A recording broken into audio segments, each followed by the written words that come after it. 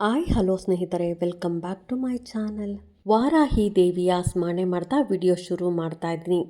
June 16ನೇ ತಾರೀಕು ಅಂದರೆ ನಾಳೆ ಸೋಮವಾರ ಪಂಚಮಿ ಇದೆ. ಪಂಚಮಿ ದಿನ ನಾವು ಗೋಧೂಳಿ ಸಮಯದಲ್ಲಿ ಅಂದರೆ ಸಂಜೆ 6:30ಯಿಂದ 8:00 ಒಳಗಡೆ ದೇವರ ಮನೆಯಲ್ಲಿ ಈ 3 ವಸ್ತುಗಳನ್ನು ಒಂದು ಬೌಲಲ್ಲಿ ಹಾಕಿ ನೀವು ದೇವರ ಮನೆಯಲ್ಲಿ ಇಟ್ಟು ನೀವು ಪೂಜೆಯನ್ನು ಮಾಡಬೇಕಾಗತ್ತೆ. ಒಂದು ಮಂತ್ರವನ್ನು ಬರೆದು ಕೂಡ ಇಡಬೇಕಾಗತ್ತೆ. ನಂತರ ಏನು ಮಾಡಬೇಕು ಅಂತ ಕೂಡ ತಿಳಿಸ್ಕೊಡ್ತಾ ಇದ್ದೀನಿ. ಇನ್ನೂ ನನ್ನ ಚಾನಲ್ಗೆ ಯಾರೆಲ್ಲ ಸಬ್ಸ್ಕ್ರೈಬ್ ಮಾಡದೆ ಏನಾದರೂ ಹಾಗೆ ನೋಡ್ತಾ ಇದ್ದರೆ ಎಲ್ಲರೂ ಸಬ್ಸ್ಕ್ರೈಬ್ ಮಾಡ್ಕೊಳ್ಳಿ. ಪಕ್ಕದಲ್ಲಿರೋಂಥ ಬೆಲ್ ಐಕಾನ್ ಪ್ರೆಸ್ ಮಾಡೋದ್ರಿಂದ ನಾನು ಹಾಕೋ ವಿಡಿಯೋಗಳೆಲ್ಲ ಬೇಗ ಬಂದು ತಲುಪುತ್ತೆ. ಇನ್ನೂ ಈ ವಿಡಿಯೋಗೆ ಒಂದು ಲೈಕ್ ಕೊಡೋದನ್ನು ಮಾತ್ರ ಮಿಸ್ ಮಾಡಬೇಡಿ. ವಾರಾಹಿ ದೇವಿಯನ್ನು ನಾವು ವಿಶೇಷ ದಿನಗಳಲ್ಲಿ ಪೂಜೆ ಮಾಡುವಂಥದ್ದು. ಪಂಚಮಿ, ಅಷ್ಟಮಿ, ಅಮಾವಾಸ್ಯೆ, ಹುಣ್ಣಿಮೆ ದಿನಗಳಲ್ಲಿ ನಾವು ವಿಶೇಷವಾಗಿ ಪೂಜೆಯನ್ನು ಮಾಡ್ತೀರಿ. ಇನ್ನು ಸಂಸ್ಕೃತದಲ್ಲಿ ಪಂಚಮಿ ಅಂದರೆ 5ನೇ ದಿನ. ಇದು ಸಾಮರಸ್ಯ, ಸಮತೋಲನ ಮತ್ತು ಆಧ್ಯಾತ್ಮಿಕ ಜಾಗೃತಿಯ ದಿನವನ್ನು ಕೂಡ ಸೂಚಿಸುತ್ತೆ ಈ ಪಂಚಮಿ. ಇಂದಿನ ಕರ್ಮಗಳಿಂದ ಶುದ್ಧರಾಗಲು ಮತ್ತು ಸಮೃದ್ಧ ಭವಿಷ್ಯಕ್ಕಾಗಿ ಆಶೀರ್ವಾದ ಪಡೆಯಲು ಇದು ತುಂಬನೇ ಸೂಕ್ತವಾದ ದಿನ ಅಂತ ಕೂಡ ಹೇಳ್ಬೋದು. ಪಂಚಮಿ ದಿನದಂದು ದೇವತೆಗಳನ್ನು ಗೌರವಿಸಲು ಮತ್ತು ಅವರ ದೈವಿಕ ಆಶೀರ್ವಾದವನ್ನು ಪಡೆಯಲು ನಿರ್ದಿಷ್ಟ ದಿನ ಅಂದರೆ ಅದು ಪಂಚಮಿ.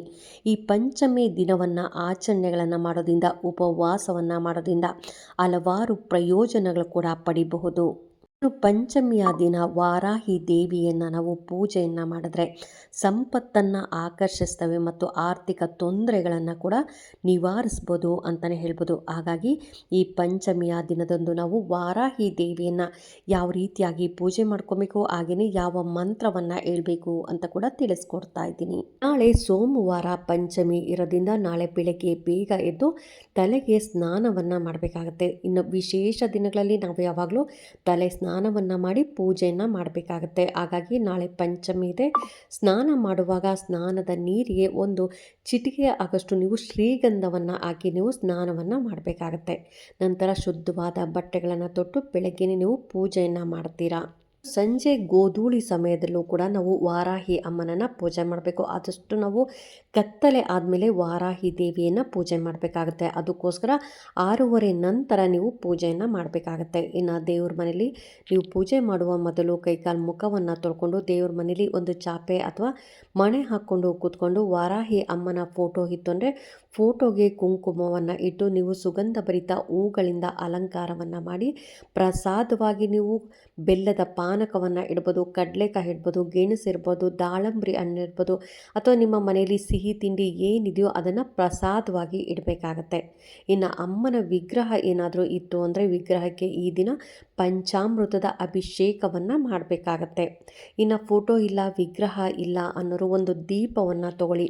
ಮೊದಲೇ ನೀವು 2 ದೀಪಗಳನ್ನು ದೇವ್ರ ಮನೆಯಲ್ಲಿ ಹಚ್ಚಬೇಕಾಗತ್ತೆ. ಇದು 3ನೇ ದೀಪ ಅಂದರೆ ಎಕ್ಸ್ಟ್ರಾ ಒಂದು ದೀಪವನ್ನು ತಗೊಳ್ಳಿ. ಅಥವಾ ನಿಮ್ಮ ಮನೆಯಲ್ಲಿ 3 ದೀಪ ಹಚ್ತಾ ಇದ್ರಿ ಅನ್ನೋದಾದರೆ 2 ದೀಪಗಳನ್ನು ಹಚ್ಚಿ ಈ ಒಂದು ದೀಪವನ್ನು ನೀವು ವಾರಾಹಿ ದೇವಿ ಅಂತ ನೆನೆದು ನೀವು ಈ ದೀಪಕ್ಕೆ ಪೂಜೆ ಮಾಡಬೇಕಾಗತ್ತೆ. ಯಾವಾಗಲೂ ನಾವು ವಿಶೇಷ ದಿನಗಳಲ್ಲಿ ಪೂಜೆ ಮಾಡಬೇಕಂದ್ರೆ ತುಪ್ಪದ ದೀಪವನ್ನು ಹಚ್ಚಿದ್ರೆ ತುಂಬಾ ಒಳ್ಳೆಯದು. ಅಂದರೆ ಬೇಗನೆ ನಮಗೆ ರಿಸಲ್ಟ್ ಅನ್ನೋದು ಕೊಡುತ್ತೆ. ನಿಮ್ಮ ಏನು ಕಷ್ಟ ಅಂದ್ಕೊಂಡು ನೀವು ದೀಪ ಹಚ್ಚಿದ್ರೆ ಆ ಕಷ್ಟಕ್ಕೆ ತಕ್ಕ ಪರಿಹಾರ ಅಂದರೆ ತಕ್ಷಣ ನಿಮಗೆ ಆ ಪರಿಹಾರವನ್ನು ಕೊಡ್ತಾಳೆ.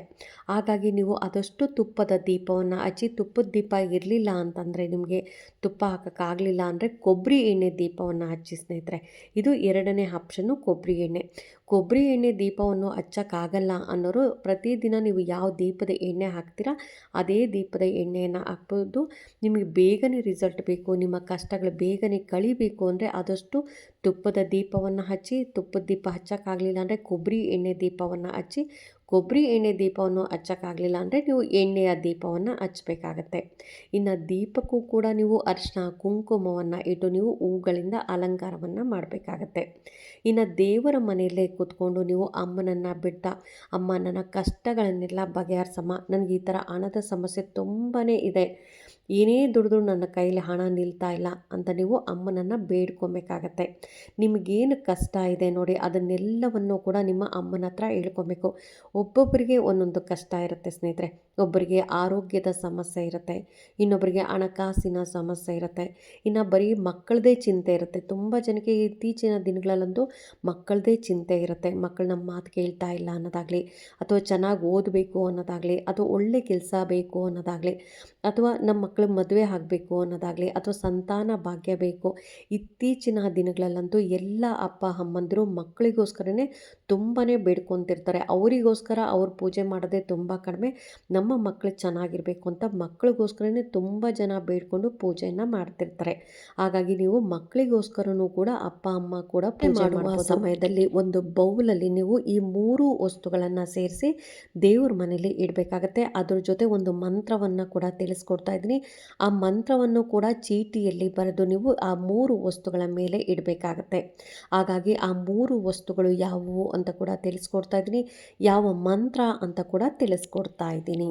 ಇದಕ್ಕೆ ಒಂದು ತಾಮ್ರದ ತಟ್ಟೆ ಹಾಕ್ಬೋದು, ಅಥವಾ ಚಿಕ್ಕದಾಗಿರುವಂಥ ಒಂದು ಗ್ಲಾಸ್ ಬೌಲ್ ಆದರೂ ತೊಗೊಬೋದು, ಅಥವಾ ಹಿತ್ತಾಳೆ ಬೌಲ್ ಇತ್ತು ಅಂದರೆ ಅದನ್ನು ಕೂಡ ತೊಗೊಬೋದು. ಇದ್ರ ಜೊತೆ ಅಕ್ಕಿ ಬೇಕಾಗುತ್ತೆ. ಹಾಗೆಯೇ 5 ರೂಪಾಯಿ ಕಾಯಿನು ಅಂದರೆ ತಾಮ್ರದ ಕಾಯಿನ್ ಬರುತ್ತಲ್ಲ, ಆ 5 ರುಪೀಸ್ ಕಾಯಿನ್ ಬೇಕಾಗುತ್ತೆ. 5 ಲವಂಗ ಬೇಕಾಗುತ್ತೆ ಸ್ನೇಹಿತರೆ. ಎಲ್ಲವೂ 5 ತೊಗೊಂಡಿದ್ದೀನಿ. ನೋಡಿ ಇಲ್ಲಿ ನಾನು ಒಂದು ತಾಮ್ರದ ತಟ್ಟೆಯಲ್ಲಿ ಅಕ್ಕಿ ಹಾಕ್ಕೊಂಡಿದ್ದೀನಿ. ಅದರ ಮೇಲೆ ಈ ರೀತಿಯಾಗಿ ನಾನು 5 ರುಪೀಸ್ ಕಾಯಿನನ್ನು ನಾನು ಅರಿಶಿಣದಿಂದ ಶುದ್ಧೀಕರಣ ಮಾಡಿಕೊಂಡು, ಅಂದರೆ ಅರಿಶಿಣದ ನೀರಿನಿಂದ ತೊಳ್ಕೊಂಡು ಈ ರೀತಿಯಾಗಿ ಇದನ್ನು ಅಕ್ಕಿಯ ಮೇಲೆ ಈ ರೀತಿಯಾಗಿ 5 ರೂಪಾಯಿ ಕಾಯಿನನ್ನು ಜೋಡಿಸಿದ್ದೀನಿ. ಅದರ ಮೇಲೆ 5 ಲವಂಗ, ಅಂದರೆ ನಾನು ಇಲ್ಲಿ ಎಲ್ಲವೂ ಕೂಡ ಪಂಚಮಿ ಆಗಿರೋದ್ರಿಂದ 5 ತೊಗೊಂಡಿದ್ದೀನಿ. 5 ಕಾಯಿನ್ ತೊಗೊಂಡಿದ್ದೀನಿ, 5 ಲವಂಗವನ್ನು ತೊಗೊಂಡಿದ್ದೀನಿ. ಲವಂಗನೂ ಕೂಡ ಚೆನ್ನಾಗಿ ಮಗ್ಗಿರುವಂಥ ಲವಂಗವನ್ನು ತೊಗೊಬೇಕಾಗುತ್ತೆ. ಈ ರೀತಿಯಾಗಿ ನಾನು ಲವಂಗವನ್ನು ಜೋಡಿಸ್ಕೊಂಡಿದ್ದೀನಿ. ಇನ್ನು ಇದ್ರ ಮಧ್ಯದಲ್ಲಿ ನಾವು ಒಂದು ವೈಟ್ ಶೀಟ್ ತೊಗೊಂಡು ಆ ವೈಟ್ ಶೀಟಲ್ಲಿ ವಾರಾಹಿ ಅಮ್ಮನ ಮಂತ್ರವನ್ನು ಬರೆದು ಇಡಬೇಕಾಗತ್ತೆ. ಮಂತ್ರ ಯಾವುದು ಬರಿಬೇಕು ಅಂತ ಕೂಡ ತಿಳಿಸ್ಕೊಡ್ತಾ ಇದ್ದೀನಿ. ಈ ಮಂತ್ರವನ್ನು ನೀವು ಬ್ಲೂ ಪೆನ್ನು ಅಥವಾ ಗ್ರೀನ್ ಪೆನ್ನಲ್ಲಿ ಬರಿಬೇಕಾಗತ್ತೆ. ವಾರಾಹಿ ಅಮ್ಮನ ಮಂತ್ರ ಹೀಗಿದೆ ನೋಡಿ, ಸ್ಕ್ರೀನ್ ಮೇಲೆ ಕೂಡ ಬರ್ತಾ ಇದೆ. ಓಂ ಐಂ ಹ್ರೀಂ ಶ್ರೀಂ ಐಂ ಕ್ಲೌಂ ಐಂ ಓಂ ನರ್ಪವಿಯೇ ನಮಃ. ಓಂ ಐಂ ಹ್ರೀಂ ಶ್ರೀಂ ಐಂ ಕ್ಲೌಂ ಐಂ ಓಂ ನರ್ಪವಿಯೇ ನಮಃ ಅಂತ ಈ ಮಂತ್ರವನ್ನು ಒಂದು ವೈಟ್ ಶೀಟಲ್ಲಿ ನೀವು ಬರೀಬೇಕಾಗತ್ತೆ. ಬರೆದು ಅದನ್ನು ನೀವು ಈ ರೀತಿಯಾಗಿ ನಾನು ಏನು ಕಾಯಿನು ಮತ್ತು ಹಾಗೆಯೇ ಲವಂಗವನ್ನು ಜೋಡಿಸಿದ್ದೀನಲ್ಲ ಅದರ ಮಧ್ಯದಲ್ಲಿ ನೀವು ಇಡಬೇಕಾಗತ್ತೆ. ನಾನಿಲ್ಲಿ ವೈಟ್ ಶೀಟ್ ತೋರಿಸ್ತಾ ಇದ್ದೀನಲ್ಲ, ಈ ರೀತಿಯಾಗಿ ನೀವು ಫೋಲ್ಡ್ ಮಾಡಿಕೊಂಡು ಅದನ್ನು ಆ ವೈಟ್ ಶೀಟನ್ನು ಫೋಲ್ಡ್ ಮಾಡಿಕೊಂಡು ಈ ರೀತಿಯಾಗಿ ಆ ಏನು ತಟ್ಟೆ ಪ್ಲೇಟ್ ಇದೆಯಲ್ಲ, ಅಕ್ಕಿ ತುಂಬಿರುವಂಥ ಪ್ಲೇಟು, ಆ ಪ್ಲೇಟಿನ ಮಧ್ಯದಲ್ಲಿ ಇಡಬೇಕಾಗತ್ತೆ. ನೀವು ಇದನ್ನು ದೇವ್ರ ಮನೇಲೆ ಕೂತ್ಕೊಂಡು ಮಾಡಬೇಕಾಗತ್ತೆ. ದೇವ್ರ ಮನೇಲೆ ಕೂತ್ಕೊಂಡು ಬರೆದು ನಂತರ ನೀವು ಇದನ್ನು ಎಷ್ಟು ಸಾರಿ ಆಗುತ್ತೋ ಅಷ್ಟು ಸಾರಿ ಈ ಮಂತ್ರವನ್ನು ಹೇಳ್ಕೊಬೇಕು. ಅಂದರೆ 21 ಸಾರಿ ಆಗ್ಬೋದು, ಅಥವಾ 48 ಸಾರಿ ಆಗ್ಬೋದು, ಅಥವಾ 108 ಸಾರಿ. ಅಮ್ಮನನ್ನು, ವಾರಾಹಿ ದೇವಿಯನ್ನು, ನಿಮಗೇನು ಕಷ್ಟ ಇದೆ ಅದನ್ನು ಎಲ್ಲವನ್ನು ಹೇಳ್ಕೊಂಡು ನೀವು ಅಮ್ಮನ ಹತ್ರ ಈ ಪ್ಲೇಟಲ್ಲಿ ಇಡಬೇಕಾಗತ್ತೆ. ಅಂದರೆ ನೀವು ಅಮ್ಮನ ಫೋಟೋ ಇದ್ದರೆ ಫೋಟೋ ಮುಂದೆ ಇಡಿ, ವಿಗ್ರಹ ಇತ್ತು ಅಂದರೆ ವಿಗ್ರಹದ ಮುಂದೆ ಇಡಿ, ಅಥವಾ ನೀವು ದೀಪ ಹಚ್ಚಿದ್ದೀರಿ ಅಂದರೆ ದೀಪದ ಮುಂದೆ ಈ ರೀತಿಯಾಗಿ ತಟ್ಟೆಯಲ್ಲಿ ಇಡಬೇಕಾಗತ್ತೆ. ತಟ್ಟೆಯಲ್ಲಿಟ್ಟು ಪೂಜೆ ಎಲ್ಲ ಮಾಡಬೇಕು. ಈ ತಟ್ಟೆಗೂ ಕೂಡ ನೀವು ಅರಿಶಿನ ಕುಂಕುಮವನ್ನು ಇಟ್ಟು ಹೂವಿಂದ ಅಲಂಕಾರ ಮಾಡಿ, ನಂತರ ಪೂಜೆ ಎಲ್ಲ ಆದಮೇಲೆ, ಅಂದರೆ ನೀವು ಮಂತ್ರ ಹೇಳಿ ಈ ತಟ್ಟೆಯಲ್ಲಿ ಈ ಚೀಟಿಯನ್ನು ಇಡ್ತೀರಲ್ಲ, ನಂತರ ನೀವು ಪೂಜೆಯನ್ನು ಮಾಡಬೇಕಾಗತ್ತೆ. ಇನ್ನು ಪೂಜೆ ಎಲ್ಲ ಆದಮೇಲೆ ನೀವು ಮಾಮೂಲಿ ಊಟ ಎಲ್ಲ ಮಾಡ್ಕೊಂಡಿದ್ದಾದ ಮೇಲೆ, ರಾತ್ರಿ ಊಟ ಆದಮೇಲೆ ನೀವು ಇನ್ನೇನು ಮಲಗಕ್ಕೆ ಹೋಗ್ತೀರಲ್ಲ, ಆ ಸಮಯದಲ್ಲಿ ಆ ಚೀಟಿ ಏನು ಬರೆದಿರ್ತೀರಲ್ಲ ಆ ಚೀಟಿಯನ್ನು ತೊಗೊಂಡೋಗಿ ನಾವು ರಾತ್ರಿ ದಿಂಬಿನ ಕೆಳಗಡೆ ಇಟ್ಕೊಬೇಕಾಗತ್ತೆ. ಅಂದರೆ ನೀವು ಆ ಚೀಟಿ ದೇವ್ರ ಮನೆಯಿಂದ ತೊಗೊಂಡು, ದೇವ್ರ ಮನೇಲೇ ರಾತ್ರಿ ತನಕ, ನೀವು ಸಂಜೆ ಪೂಜೆ ಮಾಡಿರ್ತೀರ, ರಾತ್ರಿ ತನಕ ದೇವ್ರ ಮನೇಲೇ ಇರಲಿ. ರಾತ್ರಿ ಇನ್ನೇನು ನೀವು ಮಲಗಕ್ಕೆ ಹೋಗ್ತೀರಲ್ಲ ಆ ಸಮಯದಲ್ಲಿ ಆ ಚೀಟಿ ಏನು ದೇವ್ರ ಮುಂದೆ ಇಟ್ಟಿರ್ತೀರ ಆ ಚೀಟಿಯನ್ನು ತೊಗೊಂಡೋಗಿ ನೀವು ಮತ್ತೆ ಮಲಗೋ ಸಮಯದಲ್ಲಿ ವಾರಾಹಿ ದೇವಿಯನ್ನು ಸ್ಮರಣೆ ಮಾಡ್ತಾ, ಅಮ್ಮ ನನ್ನ ಕಷ್ಟಗಳನ್ನೆಲ್ಲ ಬಗೆಹರಿಸಮ್ಮ, ನಿನ್ನ ಮಂತ್ರವನ್ನು ನಾನು ತಲೆ ದಿಂಬಿನ ಕೆಳಗಡೆ ಇಟ್ಟು ಮಲಗ್ತಾ ಇದ್ದೀನಿ, ನನಗೆ 3 ಪಂಚಮಿಗಳಾಗಷ್ಟರಲ್ಲೇ ನನ್ನ ಕಷ್ಟಗಳೆಲ್ಲ ಬಗೆಹರಿಸಮ್ಮ ಅಂತ ನೀವು ಬೇಡ್ಕೊಬೇಕಾಗತ್ತೆ. ಏನೇ ಕಷ್ಟ ಇದ್ದರೂ ನಿಮಗೆ 3 ಪಂಚಮಿಗಳ ಆಗಸ್ಟೊಳಗಡೆ ನಿಮಗೆ ಈ ಕಷ್ಟ ಅನ್ನೋದು 1000% ನಿಮಗೆ ಬಗೆಹರಿಯುತ್ತೆ ಸ್ನೇಹಿತರೆ. ಹಾಗಾಗಿ ನೀವು ಈ ಚೀಟಿಯನ್ನು ತಲೆದಿಂಬಿನ ಕೆಳಗಡೆ ಇಟ್ಕೋಬೇಕಾಗತ್ತೆ. ಆಗಲೂ ಕೂಡ ನೀವು ವಾರಾಹಿ ದೇವಿಯನ್ನು ಬೇಡ್ಕೊಳ್ತಾ ನೀವು ಈ ಮಲಗಬೇಕಾಗತ್ತೆ. ಇನ್ನು ಬೆಳಗ್ಗೆ ಎದ್ದು ಆ ಚೀಟಿಯನ್ನು ನೀವು ಯಾವುದಾದ್ರೂ ಮರದ ಕೆಳಗಡೆ, ಅಂದರೆ ದೈವ ವೃಕ್ಷಗಳಿರುತ್ತಲ್ಲ, ಏನು ಮರ ಹಾಕ್ಬೋದು ಅಥವಾ ಬೇವಿನ ಮರ ಹಾಕ್ಬೋದು, ಅರಳಿ ಮರ ಹಾಕ್ಬೋದು, ಈ ಥರದ ದೈವ ವೃಕ್ಷಗಳ ಮರದ ಕೆಳಗಡೆ ನೀವು ಇದನ್ನು ಚೀಟಿಯನ್ನು ಹಾಕಬೇಕಾಗತ್ತೆ. ಇನ್ನು ದೇವ್ರ ಮನೆಯಲ್ಲಿ ಇಟ್ಟಿರುವಂಥ ಈ 3 ವಸ್ತುಗಳು ಅಂದರೆ ಅಕ್ಕಿ ಹಾಕ್ಬೋದು, ಹಾಗೆಯೇ ಲವಂಗ ಮತ್ತು ಕಾಯಿನನ್ನು ಏನು ಮಾಡಬೇಕು ಅನ್ನೋದಾದರೆ, ಅಲ್ಲೇ ನೀವು ಮಹಾಲಕ್ಷ್ಮಿ ಫೋಟೋ ಮುಂದೆ ಅಥವಾ ನಿಮಗೆ ದೇವ್ರ ಮನೇಲಿ ಒಂದು ಸೈಡಲ್ಲಿ ಈ ಪ್ಲೇಟನ್ನು ಇಟ್ಬಿಡಿ. 3 ತಿಂಗಳ ಕಾಲ ಇದು ದೇವ್ರ ಮನೇಲೇ ಇರಬೇಕಾಗತ್ತೆ. ಈ ಪ್ಲೇಟು ದೇವ್ರ ಮನೇಲೇ ಇರಬೇಕಾಗತ್ತೆ. ದೇವ್ರ ಮನೆ ತುಂಬಾ ಚಿಕ್ಕದಿದೆ, ಇಡೋದಕ್ಕಾಗಲ್ಲ ಅನ್ನೋದಾದರೆ ಯಾವುದೋ ಒಂದು ರೂಮಲ್ಲಿ ಕಬೋರ್ಡಲ್ಲಿ ಕೂಡ ಇಟ್ಕೊಬೋದು ಸ್ನೇಹಿತರೆ. ದೇವ್ರ ಮನೇಲಿ ಇಡೋದಕ್ಕೆ ಅವಕಾಶ ಇದೆ ಅಂದರೆ ನೀವು ದೇವ್ರ ಮನೇಲೇ ಇಡಿ. ದೇವ್ರ ಮನೇಲಿ ಇಡೋಕ್ಕೆ ಅವಕಾಶ ಇಲ್ಲ ಅಂದರೆ ಇದನ್ನು ತೆಗೆದು ಬೇರೆ ಕಡೆ ಎಲ್ಲಾದರೂ ಇಟ್ಕೊಬೋದು. ಇನ್ನು 3 ಪಂಚಮಿಗಳು ಅಂದರೆ 3ನೇ ಪಂಚಮಿ ಬರುತ್ತಲ್ಲ, ಈ ಪಂಚಮಿ ಆಗಿದೆ. ನೆಕ್ಸ್ಟ್ ಪಂಚಮಿ, ಅದೇ ಥರ ಇನ್ನೊಂದು ಪಂಚಮಿ 3ನೇ ಪಂಚಮಿ ಬರುತ್ತಲ್ಲ, ಆ ಪಂಚಮಿ ದಿನ ನೀವು ಇದನ್ನು ಕಾಯಿನಿಂದ 5 ರುಪೀಸ್ ಕಾಯಿನ್ ಇಟ್ಟಿರ್ತಾರಲ್ಲ, ಆ ಕಾಯಿನಿಂದ ನೀವು ದೇವರಿಗೆ ಹೂವು ತೊಗೊಳ್ಳೋದಾಗಲಿ ಅಥವಾ ಕರ್ಪೂರವನ್ನು ತೊಗೊಳ್ಳೋದಾಗಲಿ ಅಥವಾ ಅಗರಬತ್ತಿಯನ್ನು ನೀವು ದೇವರ ಪೂಜೆಗೆ ಏನಾದರೂ ತೊಗೊಬೋದು ಸ್ನೇಹಿತರೆ ಈ ಕಾಯಿನಿಂದ. ಇನ್ನು ಲವಂಗವನ್ನು ಏನು ಮಾಡಬೇಕು ಅನ್ನೋದಾದರೆ, ನೀವು ಪಂಚಮಿ ಅಂದರೆ 3ನೇ ಪಂಚಮಿ ದಿನ ನೀವು ಅದನ್ನು ಸುಟ್ಟು ಭಸ್ಮ ಮಾಡಬೇಕಾಗತ್ತೆ. ಅಂತಂದರೆ ನೀವು ಆ ದಿನ ಧೂಪ ಹಾಕ್ತಿರಲ್ಲ, ಧೂಪದಲ್ಲಿ ಈ 5 ಲವಂಗಗಳನ್ನು ಹಾಕಬೇಕಾಗತ್ತೆ. ಇನ್ನು ಅಕ್ಕಿ ಏನು ಮಾಡಬೇಕು ಅನ್ನೋದಾದರೆ, ಯಾವುದಾದ್ರೂ ಪಕ್ಷಿಗಳಿಗೆ ನೀವು ಅಕ್ಕಿಯನ್ನು ಹಾಕ್ಬೋದು. ಪಕ್ಷಿಗಳು ಬರ್ತಾ ಇಲ್ಲ ಅಂದರೆ ಅದ್ರ ಜೊತೆ ಸ್ವಲ್ಪ ಬೆಲ್ಲವನ್ನು ಸೇರಿಸಿ ಹಸುಗಳಿಗೂ ಕೂಡ ತಿನ್ನಿಸ್ಬೇಕಾಗತ್ತೆ.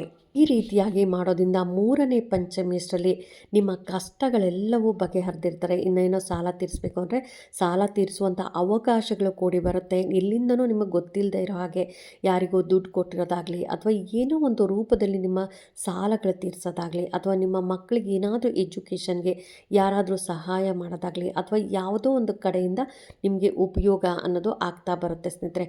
ನೀವು ವಾರಾಹಿ ದೇವಿಯನ್ನು ನಂಬಿ ಈ ರೀತಿಯಾಗಿ ಮಾಡೋದ್ರಿಂದ ನಿಮ್ಮ ಕಷ್ಟಗಳೆಲ್ಲವೂ ಬಗೆಹರಿಯುತ್ತೆ. ಹಾಗಾಗಿ ನಾಳೆ ದಿನ ಪಂಚಮಿ ಇದೆ, ನಾಳೆ ರಾತ್ರಿ ಈ ಕೆಲಸ ಮಾಡೋದನ್ನು ಮಾತ್ರ ಮಿಸ್ ಮಾಡಬೇಡಿ. ತುಂಬಾ ಈಸಿ ಇದೆ. ಹಾಗಾಗಿ ಎಲ್ಲರೂ ಕೂಡ ನೀವು ಈ ರೀತಿಯಾಗಿ ವಾರಾಹಿ ದೇವಿಯನ್ನು ಪೂಜೆ ಮಾಡ್ಕೊಳ್ಳಿ. ವಾರಾಹಿ ದೇವಿ ಎಲ್ಲರಿಗೂ ಕೂಡ ಒಳ್ಳೇದು ಮಾಡಿದ್ದಾಳೆ. ನಿಮಗೂ ಕೂಡ ನಿಮ್ಮ ಕಷ್ಟಗಳನ್ನು ಬಗೆಹರಿಸುವ ದಿನ ಹತ್ರ ಬಂತು ಅಂತಲೇ ತಿಳ್ಕೊಳ್ಳಿ.